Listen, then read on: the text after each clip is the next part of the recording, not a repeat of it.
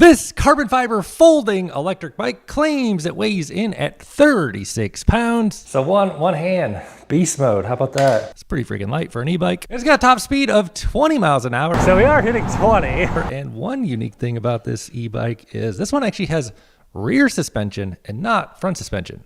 I don't think I've ever seen one like that before. I think it actually makes a lot of sense. So check it out. The frame is carbon fiber and it also has a carbon fiber fork. No suspension on that, but carbon fiber does have shock absorbing properties. And obviously carbon fiber is lightweight. So no suspension on the front, but we do have an air shock on the rear, which is arguably more important because that's where your weight sits. I don't think I've ever tried an e-bike with suspension on the rear and not on the front. I'm excited to try it. And the suspension is a D&M shock. It actually has this chamber here so you can adjust the air pressure in it. I wonder how much PSI is in that. We'll check it in a few. And as you might have noticed, the seat post on this is a little bit different than usual. It's extra wide because it is actually the battery. And it also has this little locking mechanism. So it comes with a set of keys and you can basically secure your seat post on here, make sure somebody doesn't steal it. So you can see this just locks in there and you turn the key. Oh, that didn't work.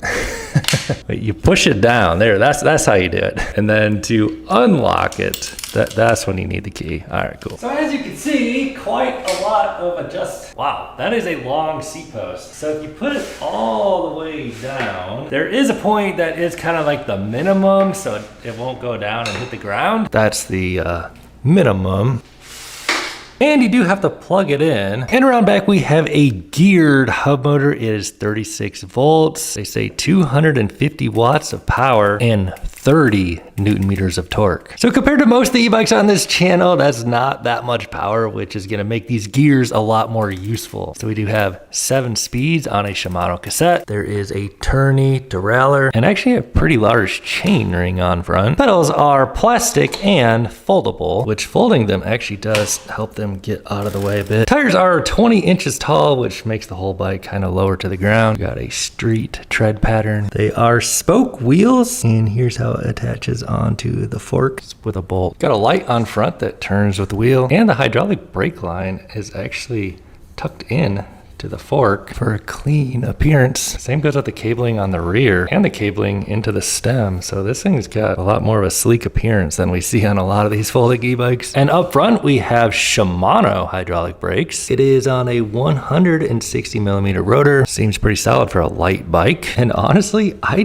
don't know what these things are, but there is also one of these things on the back as well. It's got a spring on there. So I don't know, maybe this is here to protect the carbon fiber, because you definitely don't want to crack your carbon fiber. So we get a Shimano caliper on the rear, same 160 millimeter rotor, and then we just have to plug our battery in, and it looks like this is like a mounting point for a rack. I'm using this camera as a mirror right now because I need to plug that in. And here is the charger. It is a 2 amp charger. So 7 amp hour battery pack divided by 2 amp charge rate would take the battery only 3.5 hours to charge from empty to full. And when it comes time to charge the battery, there is this little guy right under the seat. So you just plug that in there. Not the typical place to charge an e-bike. So let me show you the controls. We have Shimano hydraulic brake levers. These feel nice. And rubber ergonomic grips. Here's where you change your pedal assist settings.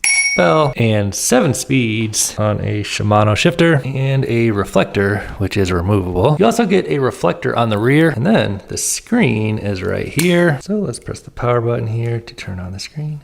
Tezeus, is that how you say that? So it's a very small, minimalist color screen. It actually looks pretty nice. Battery readout here on top, kilometers an hour, and our pedal assist mode. You just tap these buttons. Oh, so it shows like a bigger number there. So you get 0 through 5. Press the M button. Oh, more colors. So a mighty mini screen there, and it shows us our trip, average speed, max speed, and odometer. Then let's try to hold the M button. Oh, so we can change our units. We'll go ahead and do that. Put it on miles per hour. And looks like you do a pin and a pin set. I don't want to lock myself out by accident, but let's do settings. Oh, yeah, I'm not going to do any of that yet. I don't know what the info thing does. Oh, software. So on this one, to turn on the headlight, you actually tap the power button, and that'll turn on your little light on front, and no light on the rear of this one, probably to help keep the weight down. So it is a folding electric bike, and I feel like, you know, if you're buying this bike, you're probably actually gonna fold it up. So let me show you how easy it is. I'm gonna turn the thing off. So basically you just have this little stem release thing up here.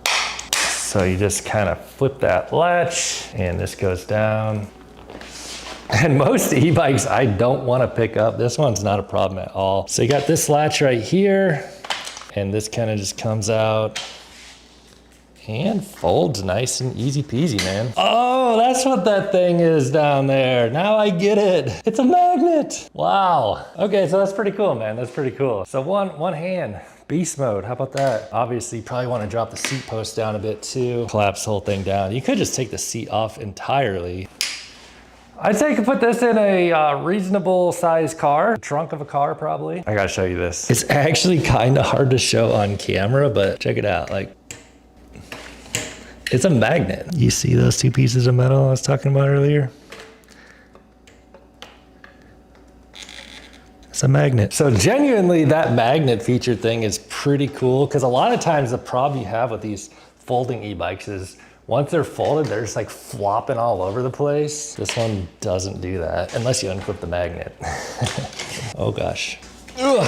Solid click and solid click. So regarding the size of this thing, I am 6'5", which they say is the maximum height. I have the seat on the minimum height. So this is just like a very like light, approachable bike. Not too hard at all to step over that for me. Sitting on it, we might need to adjust that rear shock pressure. It doesn't seem to be moving at all right now. But with the seat on minimum height, here's what I'm looking like on this bike. Seating position seems comfy when it's on minimum. Now, I'm gonna raise it up to maximum height, and with the seat on maximum, according to the lines, seat comes up pretty much to the handlebars. Here's what an inseam 34 dude looks like chilling on here. Seems quite all right to get around. Actually, real quick before we go, I'm gonna use my shock pump to adjust that PSI. So you do need a special kind of pump. You can't just use like any sort of air pump on these things. This one has like 2 chambers on it essentially. The first one screws on there, and then you have like a second chamber that presses the pin, and once that pin presses, this PSI should jump up pretty high, as I was thinking. Wow, because it was a pretty